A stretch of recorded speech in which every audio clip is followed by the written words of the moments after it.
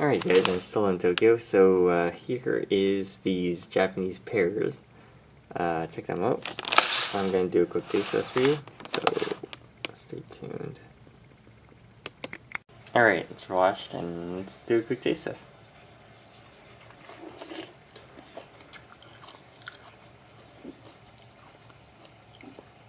So these are very similar to the Bartlet pears we have in North America.